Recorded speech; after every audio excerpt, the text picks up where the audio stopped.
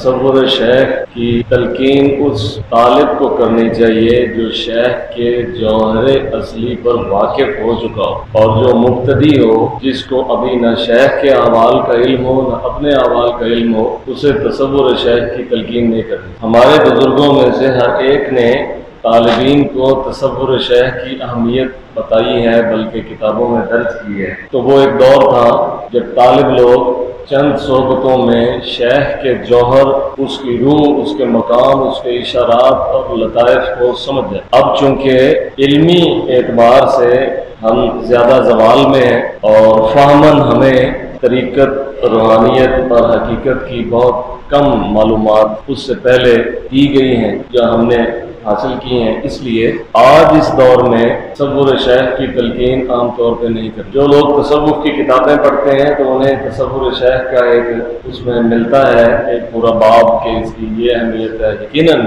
اس کی بڑی اہمیت ہے اور اس سے سفر بڑی جلدی طے ہو جاتا ہے اور مقصود بہت جلد حاصل ہو جاتا ہے، لیکن یہ اس شخص کے لیے مقرر ہے جو اس کی حقیقت سمجھتا ہو۔ ورنہ اگر عام آدمی کو آپ تصور شیخ بتائیں گے تو وہ اس کی توحید میں خلل آ جائے اور وہ اللہ تعالیٰ اور اپنے بیچ میں شیخ کو لا کھڑا کرے گا اور مزید حجاب پیدا کر دے۔ مثلا آپ کسی اپنے طالب یا مرید سے کہتے ہیں کہ میری صورت اپنی صورت پہ ٹکاؤ اور خدا کو یاد کرو اس حیثیت میں کہ تمہاری جگہ میں یاد کرتا ہوں، تو ہوگا کیا کہ وہ اللہ کو یاد کرتے کرتے شیخ کو یاد کرتا رہے گا اور اللہ اسے بھول جائے گا۔ یہ بات اس شخص کے لیے مقرر ہے کہ جس کے دل میں اللہ کا نام اتنا زیادہ توجہ کے ساتھ پیدا ہو گیا ہو یا جگہ پکڑ گیا ہو کہ اس کو شیخ کی صورت اور خدا کی تعظیم کے اندر کسی قسم کا حجاب پیدا نہ ہو، اس کو آپ مزید ترقی کے لیے یہ تلقین کر سکتے ہیں، وہ بھی طریقہ کار سے۔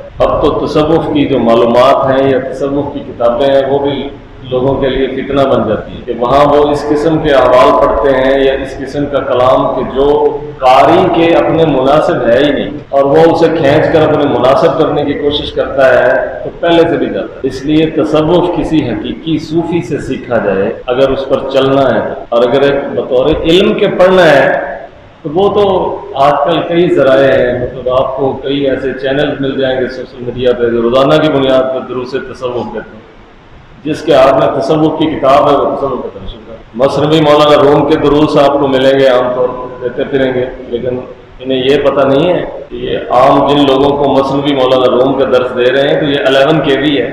مثلا مولانا روم یہ کہتے ہیں کہ خود کوزہ کرو، خود گلے کوزہ، خود رندے فروکش، وہ خود برسرے کوزہ خریدار برآمد، وہی پیالہ ہے، وہی پیالے کی مٹی، وہی پیالے کو بنانے والا، وہی پیالے میں سے پینے والا اور وہی پیالے کا خریدار باہر کھڑا ہے۔ اب آپ بتا کسے رہے ہیں یہ بات؟ یہ کسے سکھا رہے ہیں؟ ایک جاہل آدمی جو اذان سنے تو اس کا دل گھٹنے لگتا ہے اور ایمان گھٹنے لگتا ہے، دل گھٹنے لگتا ہے، ایمان گھٹنے لگتا ہے، اور اسے مولانا روم کا یہ شعر سنا دیتے ہیں۔ نتیجہ یہ نکلتا ہے کہ وہ پہلے تو تھوڑا بہت رسول خدا کے فرمان کے مطابق نماز کے لیے چلا جاتا تھا، لیکن ان اشعار کو سنتے سنتے وہ اس سے بھی جاتا ہے۔ تو یہ تو آپ نے الٹا نقصان کر دیا۔ پہلے آدمی کم از کم رسول کی تو مانتا تھا، آپ نے مثنوی مولانا روم سنا کے اسے رسول سے بھی فارغ کر دیا۔ یہ عجیب عشق سنایا ہے جو شریعت کے آگے خلاف کھڑا ہو گیا۔ تصوف سکھانے والوں کو اپنے سامعین کی ذہنی حیثیت کا پورا ادراک اور سمجھ رکھنی چاہیے کہ وہ کس بات کو کس طرح سے لے رہے ہیں۔ یا تو آپ وہ درس دیں تو پھر آپ پورے اتریں، ان کو پھسلنے بہکنے بھی تو نہ دیں، یا آپ کا پورا ایک سیٹ اپ اس قسم کا ہو کہ اگر کسی کے ذہن میں کوئی اشکالات پیدا ہوتے ہیں تو پھر آپ وہ جوابات بھی تو دیں۔ اور اگر آپ نے ایک عام آدمی کو صوفی بنا کر زیادہ خراب کر دیا تو اس سے تو وہ اس کا عام ہونا بہتر تھا۔ مثلا آپ نے ایک آدمی کے ذہن میں یہ بات ڈال دی کہ تم تو بڑے اللہ والے ہو، بڑا اللہ اللہ کرتے ہو، بلکہ تم صوفی بن چکے ہو۔ اب وہ یہ سمجھنا شروع ہو گیا ہے کہ میں تو کوئی بہت اہم آدمی ہو گیا ہوں، تو اس سے تو بہتر تھا کہ پہلے وہ یہ سمجھتا تھا کہ میں تو بڑا گناہ گار ہوں۔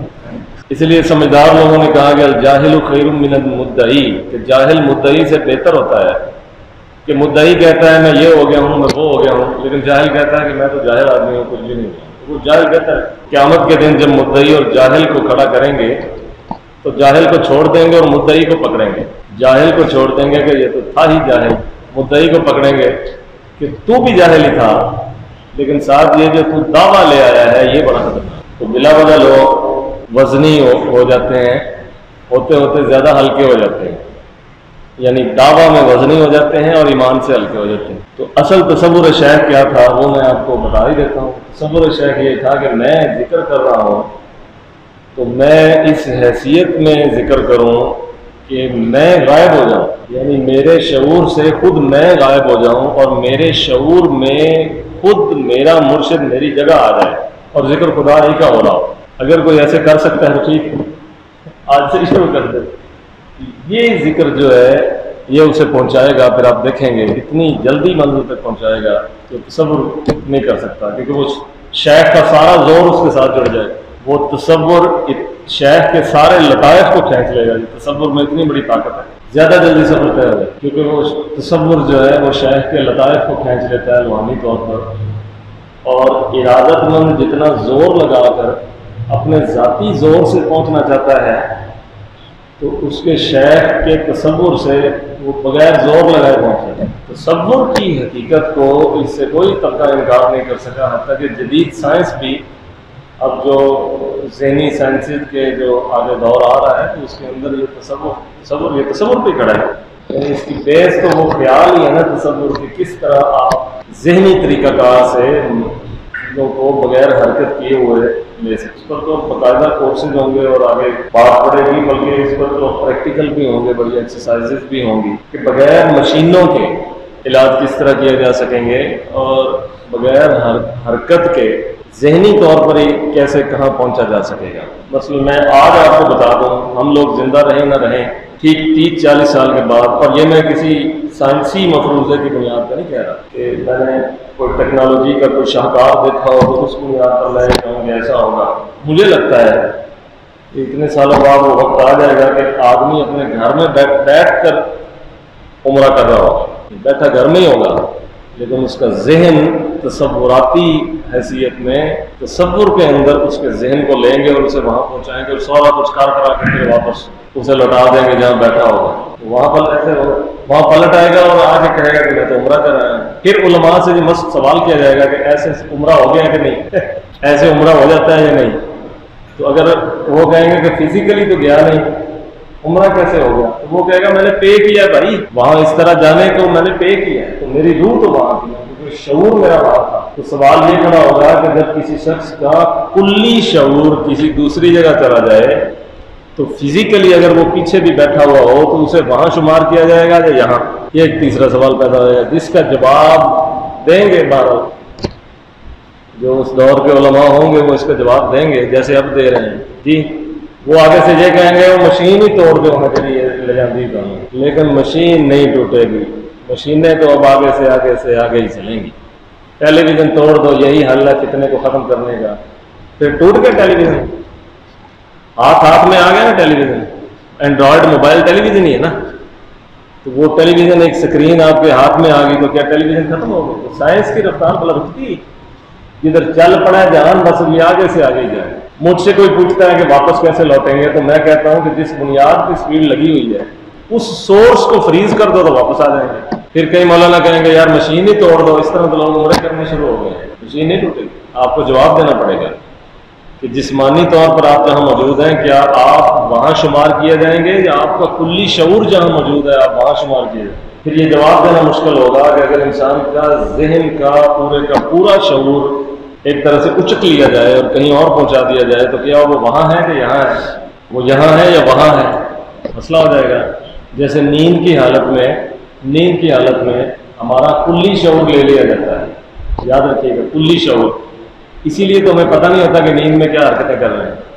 جب ہمارا کلی شعور لے لیا جاتا ہے تو ہم خواب دیکھ رہے ہوتے ہیں تو ہمیں یہ نہیں ہوتا کہ ہم کس طرح پہ بیٹھے خواب دیکھ رہے ہیں. نہیں، آپ جب کسی مووی کو دیکھیں گے تو آپ کو لگے گا نا کہ میں مووی دیکھ رہا ہوں، یعنی میں الگ ہوں اور وہ سین الگ ہے.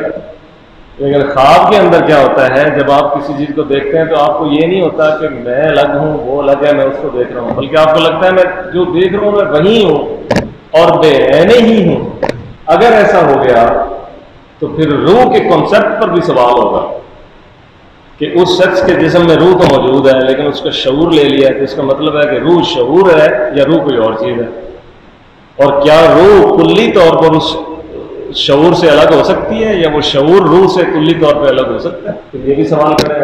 अब मैं जैसे पहले कह रहा था कि मुफक्किर तो उठते जा रहे हैं, मुफक्किर तो उठते जा रहे हैं, पीछे कोर्सेज पड़े हुए बेचारे, मौलवी भी दूसरे भी सारे, तो ये कोर्सेज पड़े हुए लोग फिर इस चीज़ का जवाब क्या देंगे? जब जवाब नहीं देंगे तो इनकार बढ़ेगा कि नहीं, जवाब ही नहीं मिलेगा तो इनकार ही बढ़ेगा। अब जब इनकार बढ़ेगा तो फिर वो हदीस आप याद कीजिएगा जिसमें रसूल खुदा ने फरमाया कि आदमी सुबह को मुसलमान होगा, शाम को काफिर हो जाएगा, शाम को मुसलमान होगा तो सुबह काफिर हो जाएगा। ये ख्याल पैदा होते रहेंगे, जवाब नहीं मिलेगा, जवाब देने वाला बंदा भी नहीं मिलेगा। आपका तरमीम को आप सुन लें, वो आप खुश हो जाएंगे, इस पर अपने आप पर अप्लाई कर लेंगे, दोनों के अगर मुल्कों मिलने का ही नायाब है हम।